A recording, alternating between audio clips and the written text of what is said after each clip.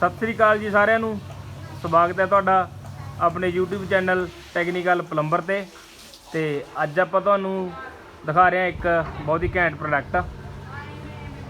इहदी वरतों किवें करनी आ वो आपां तुहानूं अगे वीडियो 'च दस्सांगे ते वीडियो दे नाल बने रहो। ये है जी कोरबेट 6mm दी अल्ट्रा फास्ट कंपनी की कोरबेट आ जी। ये नाल आपां ने विट्रीफाइड टाइल दे विच किन्नी भी पक्की तो पक्की टाइल होवे उह 'च सराख मारन दा तरीका तुहानूं दस्सांगे। जे वीडियो वधिया लगे तो लाइक शेयर ते कमेंट जरूर कर लिओ ते जिहड़े अपने चैनल ते नवे आए ने अपने चैनल नूं सबसक्राइब जरूर कर लिओ। तो हुण दिखाउणे तुहानूं अगे वीडियो।